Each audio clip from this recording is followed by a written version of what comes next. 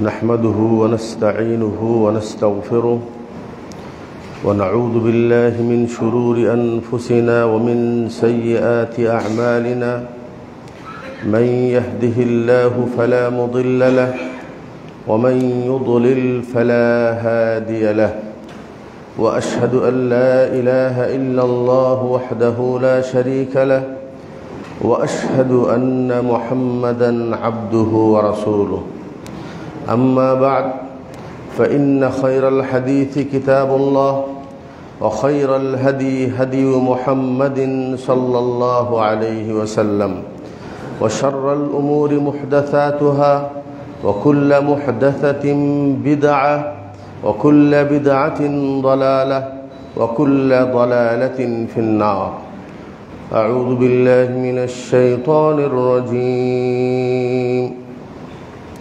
يا أيها الذين آمنوا اتقوا الله حق تقاته ولا تموتن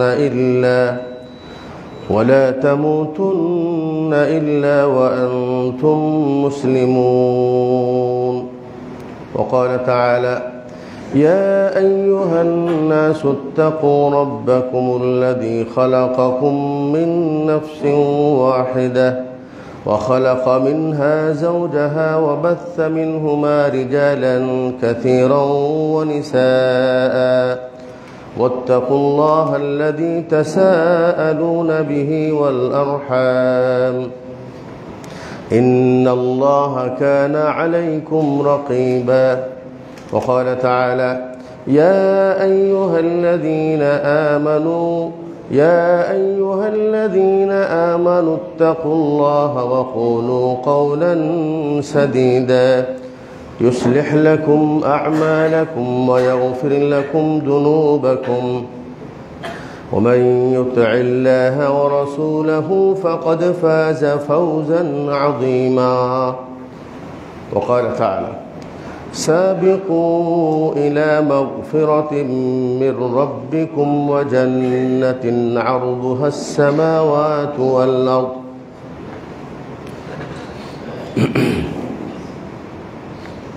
সমস্ত প্রশংসা আল্লাহ সুবহানাহু ওয়া তাআলার জন্য।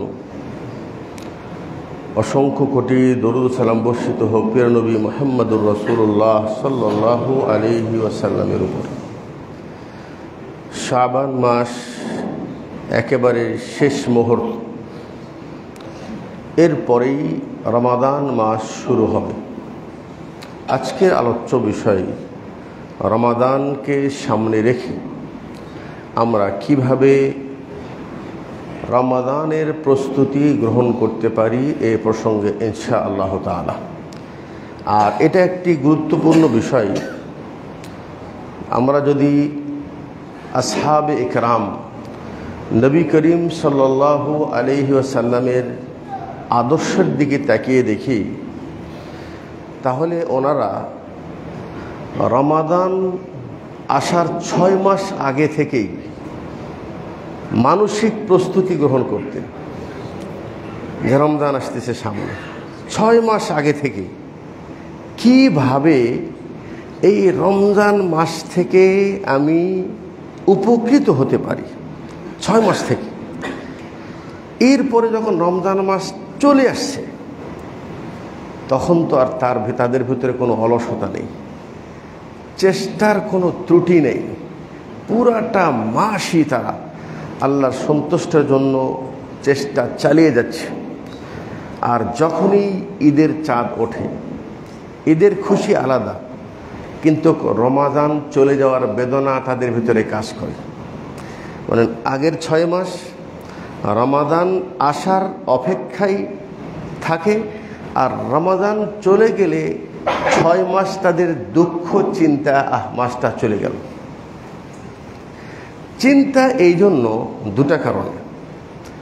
একটা হলেই যে এই মাসের গুরুত্ব এবং এই মাসের ফজিলত, এই মাসের বৈশিষ্ট্য সম্পর্কে তারা পরিপূর্ণ সচেতন, যে আসলে এই মাসটা আল্লাহ পাক আমাদেরকে কেন দিয়েছেন, এই বিষয়ে তারা পরিপূর্ণ সচেতন। এই জন্য তারা মনে করেন এটা যেরকম সত্য, আর আরেকটা জিনিস তারা বিশ্বাস করেন যে এই রমজান তো পেলাম, রমজান চলে গেল, পরের বছর রমজান আমি যে আবার পাবো তার কোনো নিশ্চয়তা আছে? নেই, তার কোনো নিশ্চয়তা নেই। আর একটি গুরুত্বপূর্ণ হাদিস যেটা আমি বলেই আমি আলোচনার মধ্যে ঢুকবো, আজকের আলোচনার বিষয়টি, যে আল্লাহ নবী সাল্লাল্লাহু আলাইহি ওয়াসাল্লাম থেকে ইবনে হাব্বানে বর্ণিত প্রসিদ্ধ সেই হাদিস যে আল্লাহ নবী সাল্লাল্লাহু আলাইহি ওয়াসাল্লাম তিনি সাদা আলাল মিম্বার, কোনো একদিন তিনি মেম্বারে উঠলেন, বললেন আমিন। একটা সিঁড়িতে উঠলেন, বললেন আমিন। আর একটা সিঁড়িতে উঠলেন, বললেন আমিন। আর একটা সিঁড়িতে উঠলেন, বললেন আমিন। কিলা রাসূল সাল্লাল্লাহু জিজ্ঞেস করা হয়েছে, তিনবার আমিন বললেন কারণ? তিনি বলছেন এটা হলো আমাদের আজকের বৈঠকে এই বিষয়ে আমাদেরকে একটু চিন্তা করতে হবে, যেহেতু রমজান সামনে। বলছেন মান আদরাকা রমাদান ওয়ালাম ইউগফার লাহু দাখালান নার। যে ব্যক্তি রমজানের মতো একটি মাস পেল কিন্তু দুঃখের বিষয় সে নিজেকে গুনাহ থেকে মুক্ত করতে পারল না, বলছেন দাখালান নার, ওই ব্যক্তি নিশ্চিত জাহান্নামে যাবে। বলার অর্থ হলো এই হাদিসের এই বাক্যটি এখানে বলার অর্থ হলো এই যে রমজানের মতো মাস, যেই মাসে আল্লাহ রাব্বুল আলামিন একজন মুমিনের জন্য একাধিক অপশন, নিজেকে পরিপূর্ণ গুনাহ মুক্ত করতে এক দীর্ঘ লম্বা টাইম, এক মাস ব্যাপী একাধিক অপশন, হয় এটা, না হয় এটা, না হয় এটা, না হয় এটা, এই অপশানগুলি দিয়ে তারপরেও বেচারা হতভাগ্য নিজেকে গুনাহ থেকে মুক্ত করাতে পারল না। জিবরাইল বলছেন, আমি বলছি ওই ব্যক্তি জাহান্নামে যাবে। এরপরে আবার তার জন্য জিবরাইল বদদোয়া করছেন, আবাদাহুল্লাহ, যে এরকম একটা মাস পাওয়ার পরেও তার কাছে গুরুত্ব আসলো না, নিজেকে ক্ষমা করতে পারলো না, আবাদাহুল্লাহ, আল্লাহ তাকে রহমত থেকে আরো দূরে সরিয়ে নিয়ে যাক। এবং জিবরাইল আল্লাহ রসুলকে বললেন, কুল আমিন, আমি যে তাদের বিরুদ্ধে বদদোয়া করলাম, হে রসুল আপনি বলেন আমিন। রসুল বলেন আমিন। হাদিসটা শুনলাম, একটু আমরা চিন্তা করে দেখি তো, দোয়া কে করছে? জিবরাইল নিজে আমিন বলছেন। সেই আমিন কে বলছেন? স্বয়ং নবী মুহাম্মদুর রাসূলুল্লাহ সাল্লাল্লাহু আলাইহি ওয়াসাল্লাম। এই দোয়া কি কবুল না হওয়ার কোনো সম্ভাবনা আছে? তাহলে এত বড় গুরুত্বপূর্ণ একটি বিষয়, এখন আপনি মিলান যে এই মাস পাওয়ার পরেও যদি গুনাহ আমার মুক্ত না হয়, এখন আমাদের জীবনের পিছনের দিকে তাকিয়ে দেখি কতগুলো রমজান পেয়েছি। আমরা নিজেরা কোনোদিন এই হাদিসের আলোকে নিজেরা কোনোদিন চিন্তা করতে পেরেছি রমজান তো শেষ হয়ে গেল, আচ্ছা আমি কি এমন কর্ম করেছি যে আমি নিজেকে গুনাহ থেকে মুক্ত করতে পেরেছি? এটাকে আমরা কোনোদিন চিন্তা করেছি? এটা আমাদের নিজস্ব প্রত্যেকে নিজের কাছে একটা প্রশ্ন। শুধু এই হাদিসের আলোকেই আজকের আলোচনা। আর যদি আমরা সাহাবা ইকরামের দিকে তাকিয়ে দেখি, ওনারা কিন্তু প্রস্তুতি অন্যভাবে নিতেন রমজান আসার আগে। কিভাবে? বলছেন শাবান মাসকে শাবান মাস এই জন্য বলা হয় তালাবুল মা। ওনারা রমজান মাস পুরাটা মাসে যে পানির সংকট যেন না হয়, পানি নেওয়ার জন্য যেন পাহাড়ের চূড়ায় দূরে কষ্ট করে যেতে না হয়, সময় নষ্ট না হয়, ওনারা শাবান মাসেই পানি সংগ্রহ করে রাখতেন রমজান মাসের সময়টা ইবাদতের মধ্যে ব্যস্ত রাখার জন্য। এজন্য শাবান মাসকে শাবান মাস বলা হয়।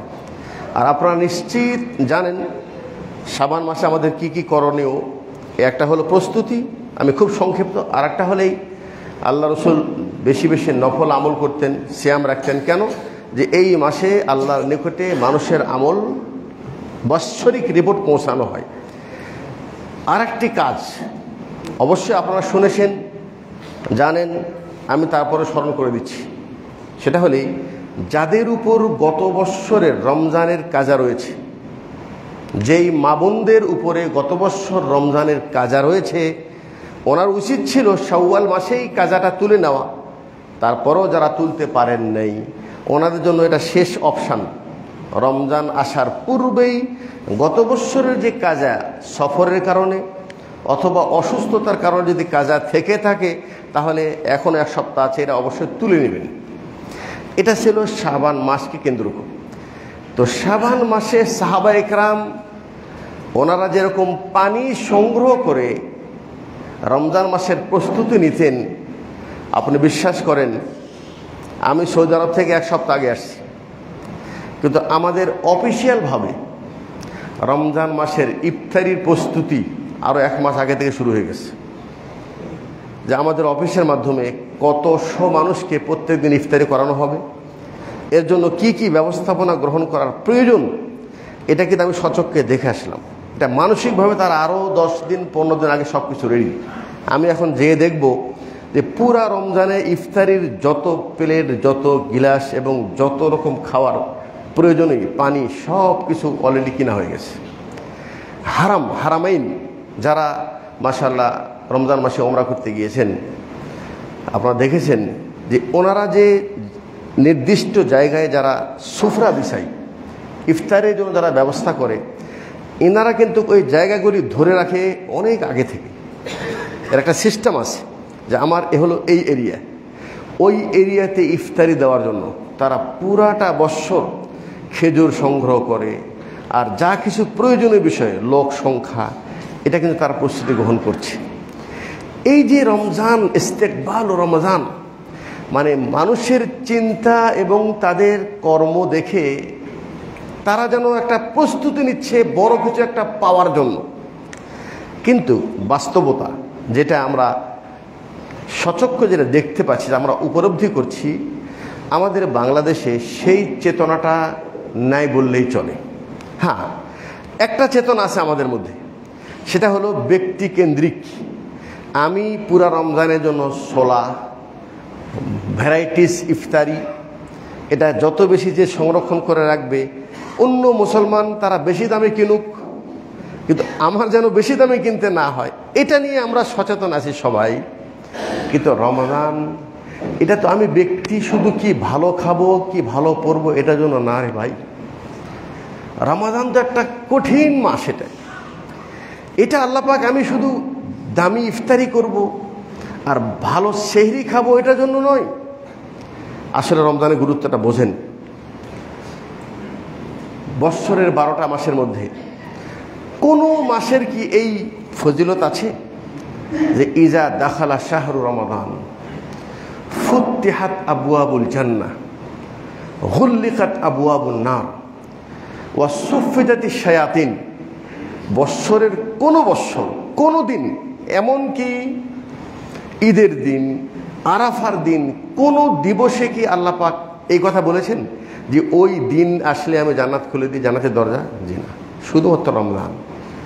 রমজানের চাঁদ ওঠার সাথে সাথে 3টা কাজ করেন: জান্নাতের দরজা খুলে দেন, জাহান্নামের দরজা বন্ধ করে দেন, সুফিদাতিশ শায়াতিন, শয়তানকে শিকল দিয়ে বেঁধে তাকে আবদ্ধ করে রাখে। কেন আল্লাহ এটা কেন করেন? এটা হলো আমাদের প্রশ্ন। আল্লাহ কি চান আমাদের কাছ থেকে?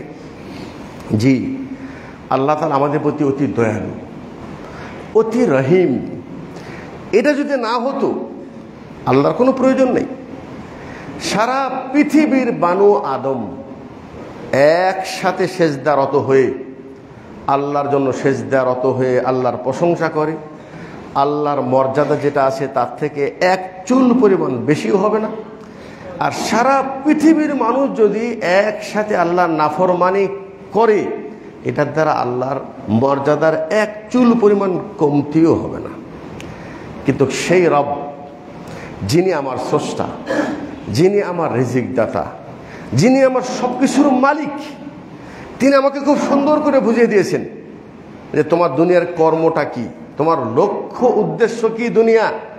এটা আল্লাহ পাক কোরআন এবং হাদিসে নবী রসুল এসে আমাদেরকে খুব সুন্দরভাবে বুঝিয়ে দিয়েছেন।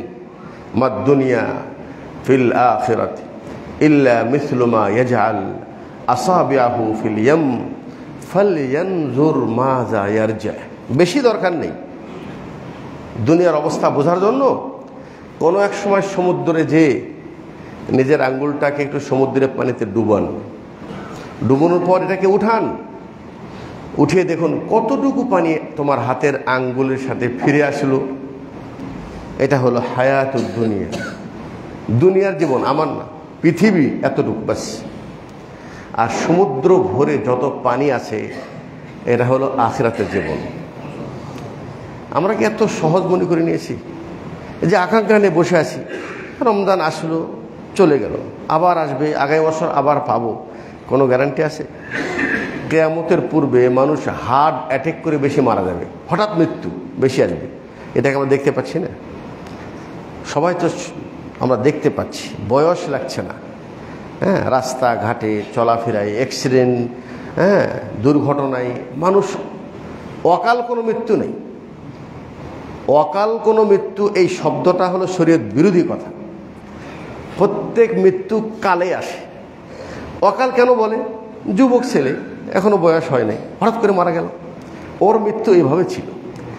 আমার মৃত্যু যে কখন আসবে আমার কি কোনো গ্যারান্টি আছে? আগামী রমজান পাবো? এই জন্য সম্মানিত দিনী ভাই, এই রমজানের আগ মুহূর্তে আজকের বৈঠকে আমাদেরকে একটু ভাবতে হবে যে রমজান আসবে, রমজান আমার জন্য বসে থাকবে না, আমার জন্য বসে থাকবে না।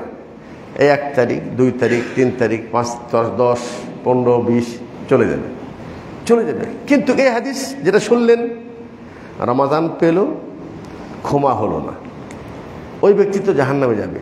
হাদিসটা কিন্তু আল্লাহ পাক আমাদেরকে, আমার অন্তরটাকে একটু সচেতন করার জন্য, অন্তরটাকে একটু বুঝানোর জন্য এই কথাটাই বলেছেন যে আসলে তুমি কি করছো। তোমার সামনে যে মাসটি আছে, এই মাত্র একটি মাস, যেই মাসে আল্লাহ পাক জাহান্নামের দরজা বন্ধ করে দিয়েছে, জান্নাতের দরজা খুলে দিয়েছে, শয়তানকে বেঁধে রেখেছে, এই জন্য যেন এই মুসলিমরা এই মাসে আল্লাহর সন্তুষ্টির জন্য ইবাদত করে নিজেকে পরিপূর্ণ গুনাহ থেকে মুক্ত করতে পারে, এরকম অপশান, একাধিক অপশান এই মাসে আছে। আচ্ছা বলেন দেখি, এই মাসে যে ফরজ সিয়াম, রমজান ছাড়া অন্য কোনো মাসে কি রাখা যাবে? যাবে না। এই সিয়াম আমরা যেটা রাখি, এটা কি এত বড় সহজ মনে করেছেন? এটা আল্লাহ নবী সাল্লাল্লাহু আলাইহি ওয়াসাল্লাম কি বলছেন? কুল্লু আমাল ইবনি আদম লাহু, আদম সন্তান যেই আমলই করুক না কেন, এই আমলের একটা নির্দিষ্ট পরিমাণের সওয়াব, বদলা আমি তাকে দিয়ে দিই, দুনিয়ায় দিয়ে দিই তাকে, ইল্লা সিয়াম, কিন্তু সিয়াম না। ফাইন্নাহু লি ওয়া আনা আজজি বিহি, সিয়াম এমন একটি ইবাদত, এই ইবাদত একমাত্র আমি রব ছাড়া অন্য কোনো কারো উদ্দেশ্যে সিয়াম রাখা সম্ভব নয়, অবশ্যই নয়। এর মধ্যে কোনো রিয়াকারি নাই, এর মধ্যে কোনো লোক দেখানো হতে পারে না। কিভাবে? একজন ব্যক্তি সত্যিকার অর্থে যদি তিনি সিয়াম পালনকারী হন, হোক তিনি বেনামাজি, হোক তিনি অন্যান্য পাপী, কিন্তু সে যখন সিয়াম রাখে, সে কিন্তু সবে সাদেক থেকে নিয়ে সূর্য ডোবা পর্যন্ত নিজেকে পরিপূর্ণভাবে খানা পান পানি থেকে বিরত রাখে। রাখে কি রাখে না? রাখে।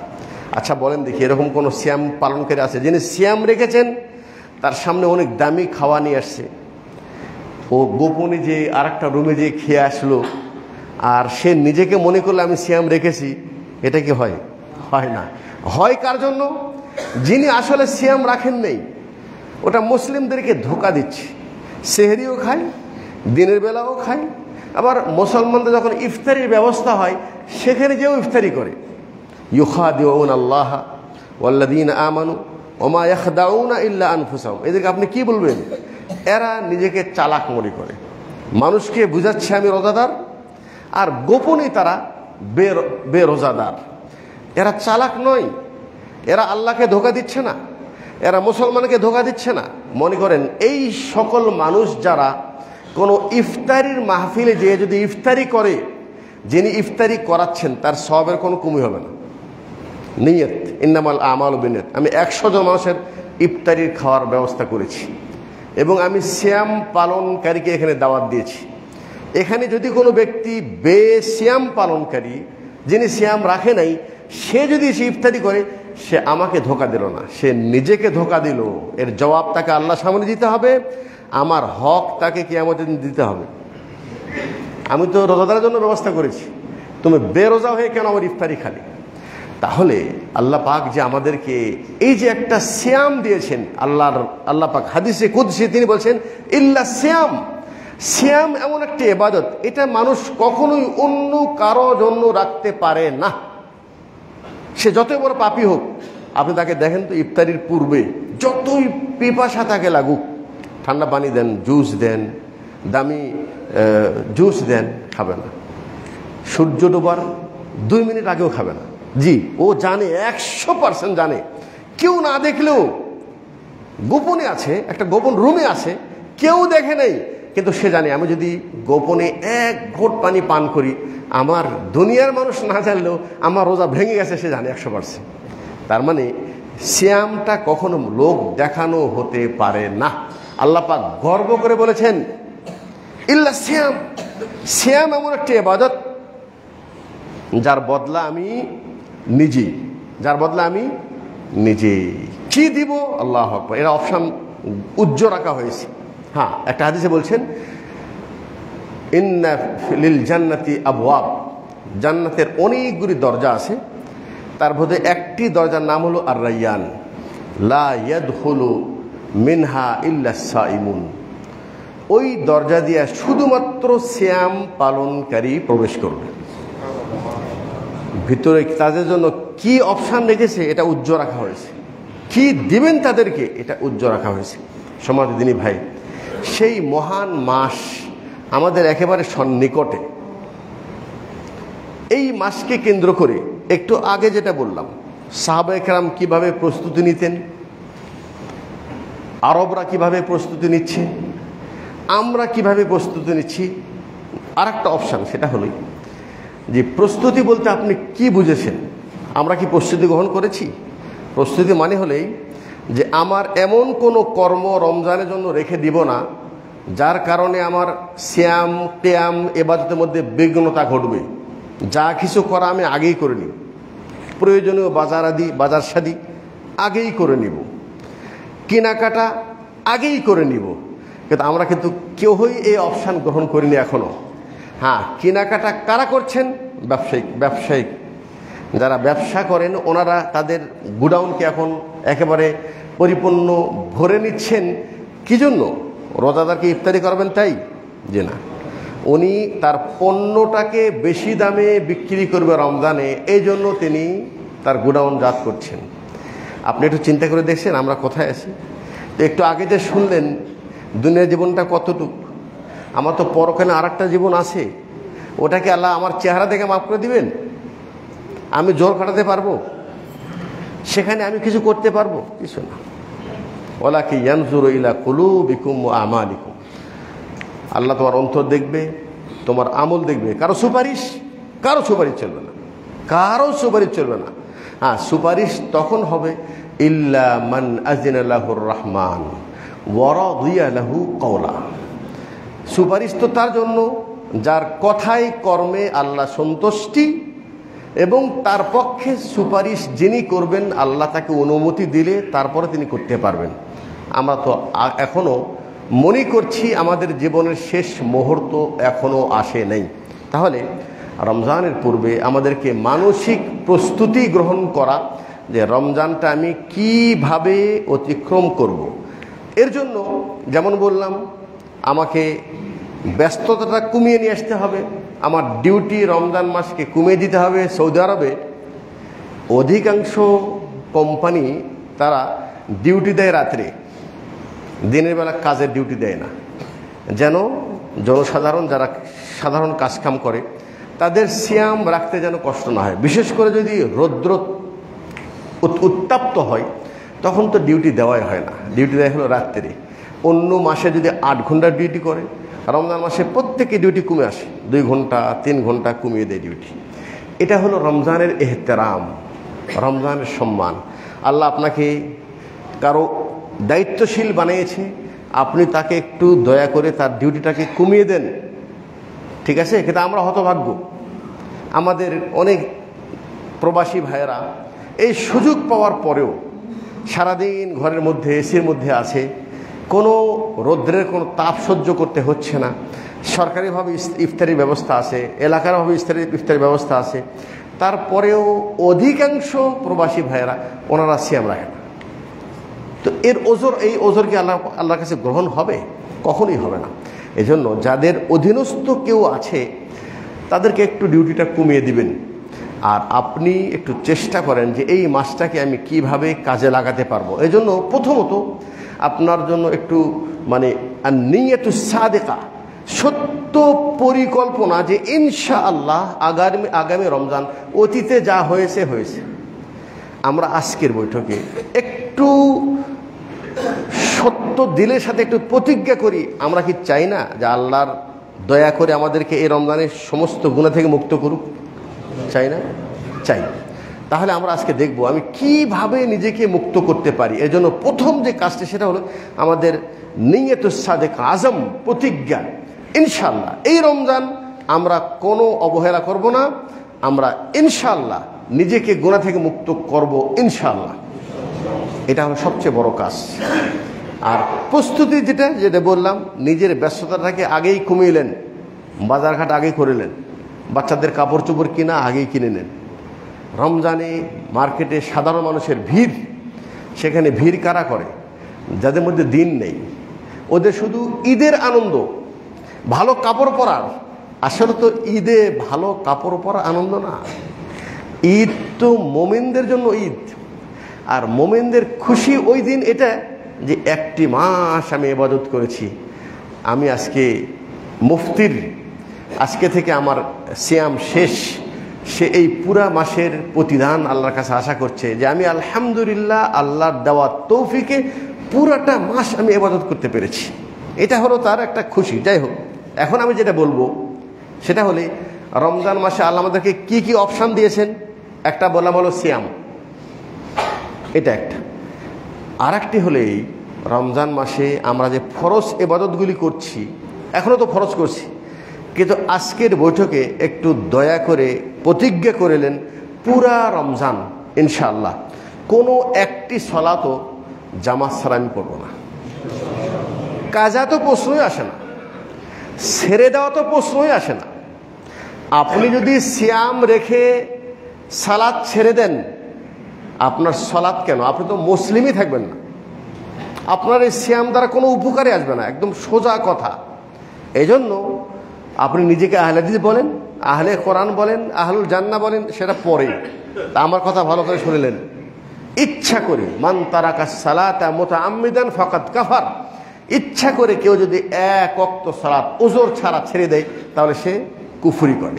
অতএব ইনশাআল্লাহ এই রমজানের গুরুত্বপূর্ণ মাস, পবিত্র মাসে আমরা আজকে নিয়ত করব পুরা রমজান মাসে আমার একটি সালাত ছেড়ে যাওয়া তো দূরের কথা, জামাত ছাড়বো না ইনশাআল্লাহ। কারণ সালাতুল জামাআতি আফদালু মিন সালাতিল ফাদ্দি বি27 দারাজা। একা সালাত পড়ার চাইতে জামাতের সাথে সালাত আদায় করা 27 গুণ সওয়াব বেশি। জি, ইউযাআফুল হাসানাতু বিআশরি আমসালিহা ইলা 700 দিফিন। আল্লাহ তাআলা প্রত্যেক নেকিকে 1 গুণ থেকে 10 গুণ, 10 গুণ থেকে 700 গুণ, এমনকি তার চেয়েও বেশি বাড়িয়ে দেবেন ইনশাআল্লাহ। অতএব কোনো নেকি আমি ছাড়ব না। মনে রাখবেন, আল্লাহর সন্তুষ্টি পাওয়ার জন্য আল্লাহর পক্ষ থেকে যেই ইবাদতগুলি ফরজ করে দেওয়া হয়েছে, এর চাইতে বড় কোনো মাধ্যম নেই। আপনি ফরজ নামাজ পড়েন নাই, শবে বরাত দিন পুরা রাত জায়গায় ইবাদত করলেন, কোনো লাভ নেই। এটা তো নফল রে বাবা। তুমি তো ওই দিন ফজর যদি না পড়ে থাকো, ওই একটার হিসাবে তোমার সারা বছরের শবে বরাত দিয়েও পূরণ হবে না, একদিনের ফজর পূরণ হবে না, তাই নয় কি? এই জন্য ফরজ যেটা, ফরজ সালাত, ফরজ সিয়াম, ফরজ যাকাত, ফরজ হজ, এই যেগুলি ফরজ, এটা মাস্ট। এটা না করে আল্লাহর সন্তুষ্টি পাওয়া অসম্ভব, এটা একটা। আর একটা হলেই আল্লাহ পাক আরও কিছু অপশান আমাদেরকে দিয়েছেন, খুব সহজ সরল অপশান, কাজ অল্প নেকি বেশি।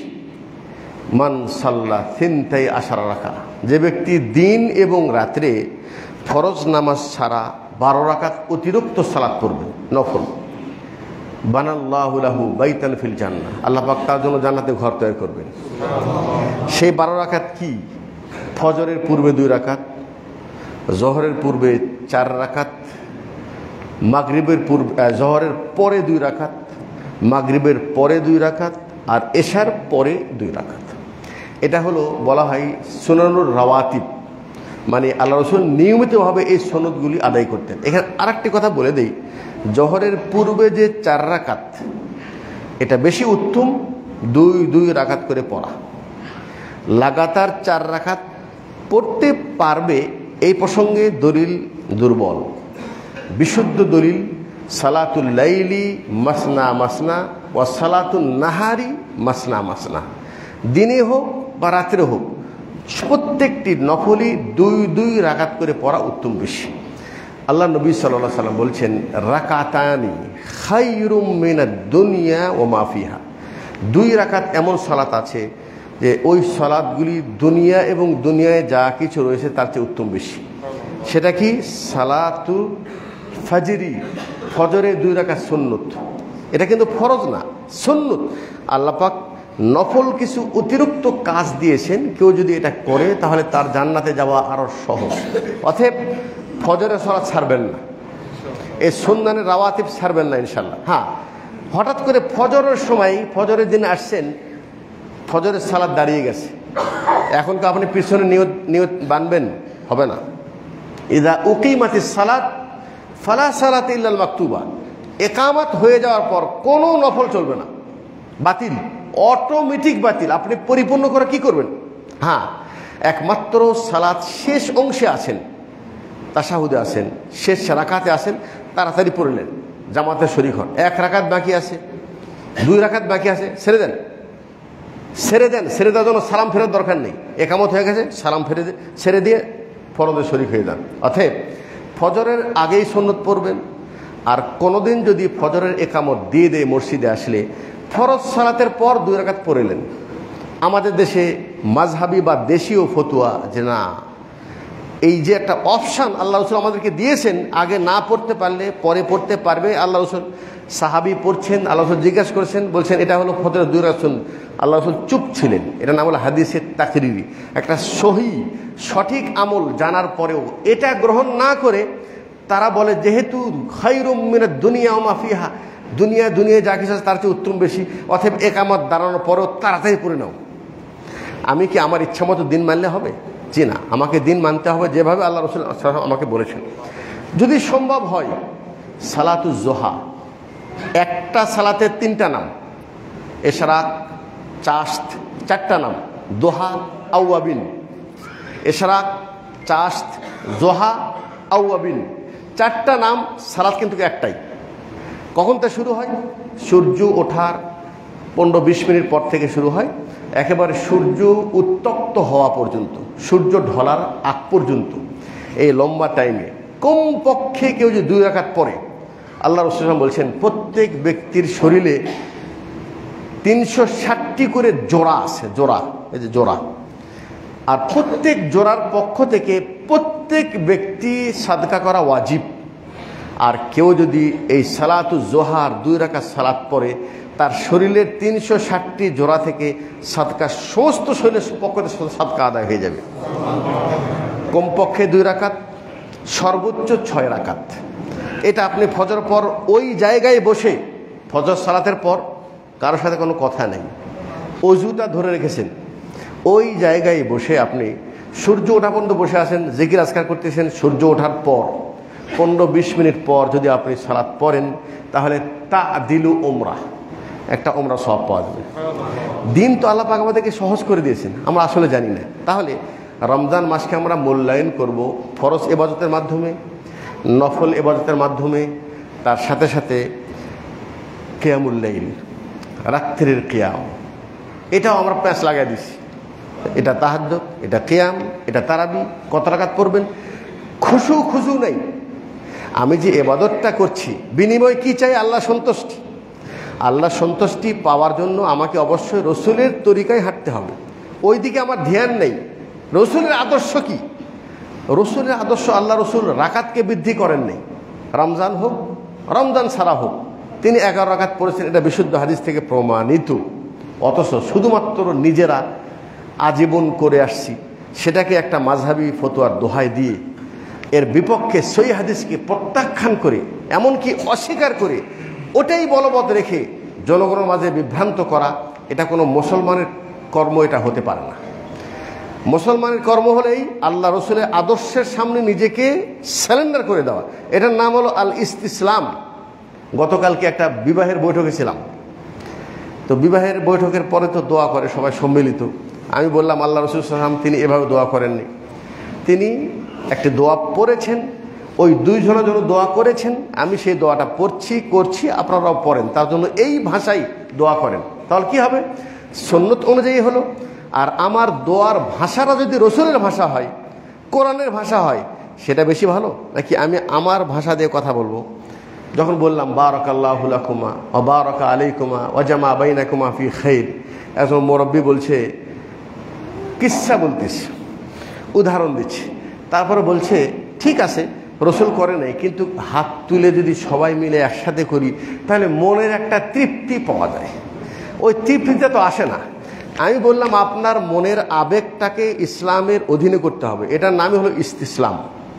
ইসলাম যেটা বলছে ওর মধ্যে আপনার মনের তৃপ্তি নিয়ে আসতে হবে।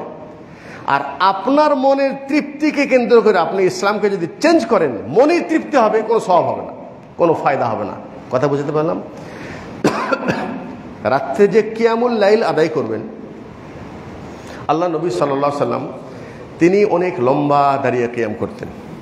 এটা এশার সালাতের পর থেকে নিয়ে একেবারে সুবহ সাদেকের আগ পর্যন্ত পড়ার অপশান আছে। প্রথম রাত্রে পড়লেও হবে, শেষ রাত্রে পড়া উত্তম বেশি। আল্লাহ পাক প্রথম আসমানে নেমে আসেন, মসজিদে জামাতের সাথে সালাত আদায় হচ্ছে, লম্বা কিয়াম হচ্ছে, কেরাত লম্বা করা হয়। আপনি বাড়িতে একাই ভালো পড়তে পারবেন না, জি মসজিদে এসে পড়েন, জামাতের সাথে পড়েন। আর যারা মাশাআল্লাহ লম্বা কেরাত পড়তে পারেন, একা একা পড়তে চান, একটু নিরিবিলি পড়তে চান, লম্বা রুকু করতে চান, আপনি আলাদা কিছু আল্লাহর কাছে চাইতে চান, প্রয়োজন নেই, বাড়িতে পড়েন, সমস্যা নেই, শেষ রাত্রে পড়েন, একা একা পড়েন। জি এটা একটা অপশান। সিয়াম মান সামা রমাদান, যে ব্যক্তি রমজানের সিয়াম রাখলো ঈমানান ওয়া ইহতিসাবান, ঈমান এবং সওয়াবের আশায়, গুফিরা লাহু মা তাকাদ্দামা মিন যামবিহি, আল্লাহ পাক তার পিছনে সবগুলি গুনাহ ক্ষমা করে দিবে।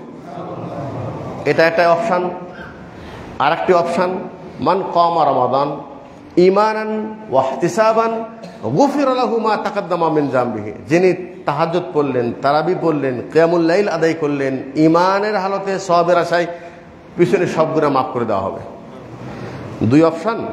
নাম্বার 3, রমজানের শেষ দশক আরও বেশি ফজিলত।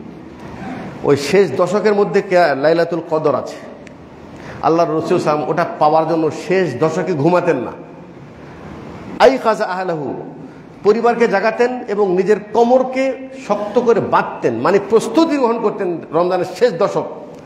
মানে আগের 20 দিনে হয়তো কিছু ত্রুটি রয়ে গেছে, শেষ দশকে ওটাও শেষ করে দেব, কোনো অপশান বাকি রাখবো না। সেই শেষ দশকে যদি মান কামা লাইলাতাল কদরি ঈমানান ওয়া ইহতিসাবান, কেউ যদি কদরের রাত্রে কিয়ামুল লাইল আদায় করে, পেছনে সব গুনাহ মাফ। আচ্ছা, এতগুলো অপশান আল্লাহ পাক দিলেন। রমজান মাসকে বলা হয়, রমজান হলো শাহরুল কোরআন, কোরআনের মাস। স্বয়ং জিবরাইল আলাইহিস সালাম তিনি এসে আল্লাহ রসুলের সাথে কোরআন শুনতেন, শোনাতেন। আমি আশা রাখবো, আমার মনে হয় আমাদের এই সেন্টার মসজিদ, এখানে আঙ্গরজোড়া মসজিদ, এটা শুধু মসজিদ না, আলহামদুলিল্লাহ আমার জানা মতে, আমি দূর থেকে যেটা আমি ফেসবুকে মানুষ দেখতে পাই, এখানে অনেক কল্যাণময় কাজ সর্বক্ষণ চলমান আছে আলহামদুলিল্লাহ। তো ইফতারির ব্যবস্থাও সম্ভবত থাকবে এখানে। তার সাথে সাথে এখানে যদি কোরআনের কোনো হালাকা, কারণ আমাদের দুর্ভাগ্য, আমাদের অধিকাংশ বাংলাভাষী মুসলিম ভাইয়েরা, আমাদের মুরব্বী যারা আছেন মাশাআল্লাহ, ওনারা অত উন্নত দুনিয়ায় ছিল না, কিন্তু অধিকাংশ মানুষ কোরআন পড়া শিখেছে, ভুল হোক শুদ্ধ হোক। আর এখন নতুন প্রজন্ম যারা আসছে, আমরা তো সবই শুধু দুনিয়ামুখী রে ভাই। সন্তানকে শুধু দুনিয়ার দিকে কীভাবে অ্যাডভান্স করা যায় সেটাই চিন্তা। আমরা কি এটা বুদ্ধিমান হলো আমাদের? মৃত্যুর পর তো এই সন্তান আমার বিপক্ষে চলে যাবে, আমি কি করলাম? দুনিয়াও পেলাম না, আখিরাতও পেলাম না। প্রত্যেকের সন্তান নিজেদের সন্তানকে যদি কোরআন না শিখায় থাকেন আল্লাহর ওয়াস্তে, এটা আপনার উপর ফরজ। কুল্লুকুম রাইন ওয়া কুল্লুকুম মাসউলুন আন রাইয়াতি, তোমরা প্রত্যেকে দায়িত্বশীল, তোমাদের দায়িত্ব সম্পর্কে আল্লাহ জিজ্ঞাসা করবে। তাদেরকে কোরআনের ব্যবস্থা, শেখার ব্যবস্থা করবেন। অনেক মুসল্লি আছে, তারা ইতিপূর্বে দিনের চেতনা এতটা ছিল না, এখন দিন বোঝার চেষ্টা করছে। তাদের ভিতরে আকাঙ্ক্ষা আছে যে আমি কোরআনটা যদি শিখতে পারতাম।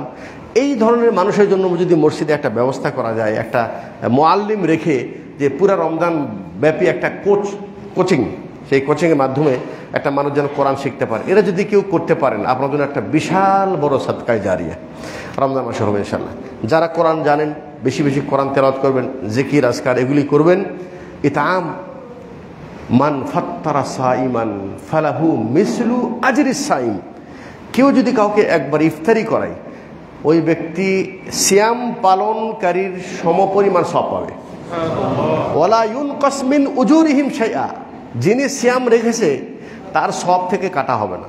আল্লাহ নিজের পক্ষ থেকে যিনি কাউকে ইফতারি করান, ইফতারি করানোর অর্থ এটা নয় যে তাকে বিরিয়ানি খাওয়াতে হবে। ইফতারি করানোর অর্থ এটা নয় যে তাকে অনেক কিছু খাওয়াতে হবে। আমি যখন পাকিস্তানে ছিলাম তখন আমার একজন মুসল্লি ছিলেন সুলতান ভাই, আল্লাহ আকবার, তার এই কর্মটি আমার এখনও মনে আছে। হ্যাঁ, আমি ওই ক্লিফটন এরিয়ায় থাকতাম, তো সেখানে উনি কী করতেন, মানে আমাদের মসজিদে তো ইফতারি ব্যবস্থা আছেই, আর উনি কী করতেন, মানে খেজুরগুলি তার ভিতরে জুবনা, আরবদের জুবনা আছে, এটা ভরাইয়া উনি এক প্লেট খেজুর নিয়ে বাস স্ট্যান্ডে যা দাঁড়াতেন। মানে আজান হওয়ার সাথে সাথে যে ব্যক্তি বাস থেকে নামতেছে ওর কাছে তো ইফতারি নেই বা অনেকের ব্যবস্থা নেই, বাস থেকে নামতেছে খেজুর দিচ্ছে। আচ্ছা, ওই ব্যক্তির উপরে এই চিন্তাটা কেন আসলো বলেন? সেও তো রোজাদার, সেও তো ভালো ইফতারি বসে বসে খাবে পুরাটা রমজান। আমি যতদিন ছিলাম পাকিস্তানে তাকে প্রত্যেক রমজানে তার এই কর্ম করতে দেখেছি। তার কিন্তু একটাই উদ্দেশ্য, এই যে সাবিকু, তারা প্রতিযোগিতা কিভাবে আমি আল্লাহ সন্তুষ্টি পাবো। এই জন্য ওই বাস স্ট্যান্ডে যে খেজুর নিয়ে দেড়ে আছে, এটা হলো মুসাবিকাত ইলাল খায়রাত, ভালো কাজে প্রতিযোগিতা করা। আমি আলোচনা সংক্ষিপ্ত করে নেব, সেটা হলে ইনশাআল্লাহ রমজান মাস যে ইবাদতের কথা শুনলেন, এতক্ষণ পর্যন্ত যে ইবাদতের কথা শুনলেন, সব গুনাহ মাফ হবে। এই সবগুলি সাগীরা গুনাহ, সাগীরা গুনাহ। কিন্তু আমার জীবনে যেগুলো কাবীরা বড় গুনাহ, একটাও মাফ হয়নি এখনো। সিয়ামের মাধ্যমে হয় নাই, কিয়ামের মাধ্যমে, কোনোটার মাধ্যমে মাফ হয় নাই। এইটার থেকে মাফ হওয়ার জন্য আজকেই বোঝেন তওবা ছাড়া বিকল্প কোনো পথ নেই। ইয়া আইয়ুহাল্লাযীনা আমানু তুবু ইলাল্লাহি তাওবাতান নাসুহা। হয়তো এতদিন 5 ওয়াক্ত সালাত পড়েন নেই, কোনো বড় পাপে লিপ্ত আছেন, আজকে নিয়ত করেন ওই কাজটি আমি আর করব না। এটা হচ্ছে তওবা নাসুহা, কবুল তওবা হওয়ার জন্য 1 নম্বর শর্ত। ঠিক আছে? আচ্ছা, প্রত্যেকটা গুনার জন্য তওবা করা জরুরি। ওলামা একরাম বলছেন আমার জীবনে যদি 100টি কাবিরা গুনাহ থাকে তাহলে 100টি তওবা করতে হবে আমার। এটা হল নিয়ম প্রত্যেক গুনার জন্য। যে তওবার নিয়মটা দেখেন, যেমন একজন ব্যক্তি কি নাম বেনামাজি ছিল, কাউকে হত্যা করেছে বা কারো প্রতি জুলুম করেছে, তাহলে ওই ব্যক্তি তো আগে ওই কাজটা ছেড়ে দিতে হবে, ওই কাজটা না করার প্রতিজ্ঞা করতে হবে এবং লজ্জিত হয়ে আল্লাহর কাছে দোয়া করতে হবে। তো আপনি কোন গুনার জন্য তওবা করছেন, সেই গুনার প্রতি আপনি যদি লজ্জিত হতে চান, সেটা তো স্মরণ করতে হবে নাকি, যে এই গুনাহ, এই গুনাহ, এই গুনাহ আমার জীবনে আছে। এবার চিন্তা করে দেখেন, সব গুনাহ আপনি মনে আছে পাইবেন। হ্যাঁ, অনেক গুনাহ আমাদের মনে নেই। আল্লাহকে বলেন, আয় আল্লাহ, যেই গুনাহগুলি আমি করেছি কাবিরা গুনাহ, যেটা স্মরণ আছে বা যেটা স্মরণ নাই, আয় আল্লাহ, আমি সকল কাবিরা গুনাহ থেকে আমি নিজেকে পরিপূর্ণ দূরে রাখার চেষ্টা করছি। আমি ইচ্ছা করে কোনো কাবিরা গুনাহ করব না ইনশাআল্লাহ। আর আমি লজ্জিত, আয় আল্লাহ, আমি তোমার কাছে ক্ষমা প্রার্থনা করছি। আল্লাহ, তুমি আমার সকল কাবিরা গুনাহ তুমি ক্ষমা করে দাও।